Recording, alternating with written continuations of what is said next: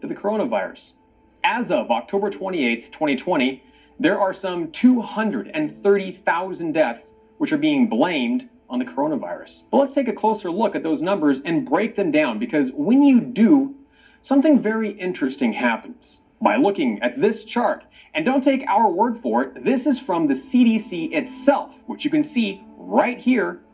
We can see that, yet again, COVID-19 is rarely the actual cause of death among coronavirus patients.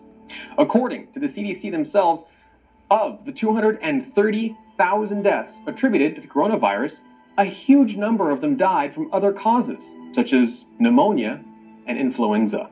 88,000 had a diagnosis of influenza and pneumonia, including COVID-19. So did they die of influenza? Or did they die of COVID-19? Or did they die of pneumonia? Another 19,000 died from chronic respiratory diseases. Chronic meaning conditions they had their entire lives and had nothing to do with coronavirus. 46,000 patients died from hypertensive diseases. 24,000 died from heart disease, and a whopping 40,000 people died from cardiac arrest and heart failure. Heart attacks, in other words. Yet all of these, even patients who died from strokes, were marked down as dying from the coronavirus.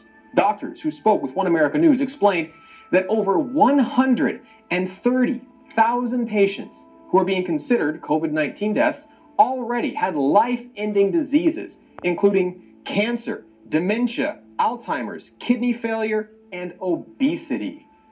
However, most astonishingly of all, the CDC even counted over 7,000 patients who died from self-inflicted injuries, poisoning themselves, and even, tragically, suicides.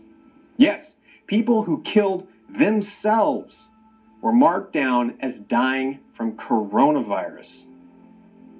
According to Los Angeles County public health officials, they admit that anyone who tests positive for coronavirus from the last 90 days and dies from anything, including heart attack or stroke, is counted as a COVID-19 death.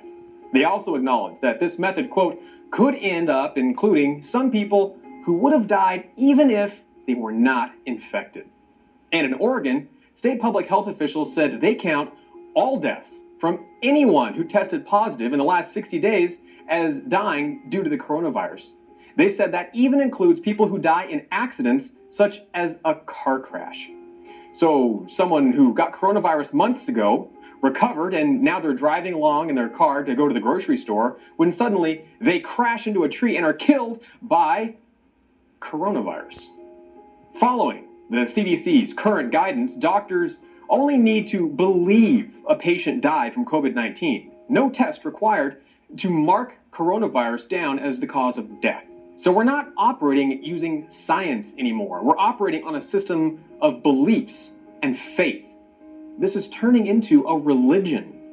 Doctors also tell One America News that the CARES Act, passed by Congress in March, gives hospitals an additional 20% bonus for coronavirus diagnosis on their DRG, or diagnosis-related group, which is paid for by Medicare.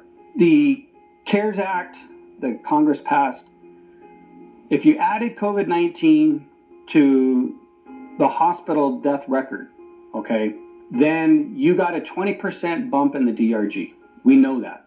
So if you died of a heart attack, and you died of pneumonia, or you died of a stroke, and we added that because it was a possibility because you had respiratory problems, but we couldn't test for it, so we really didn't know. But if we put those on there, then the reimbursement for the hospitals went up.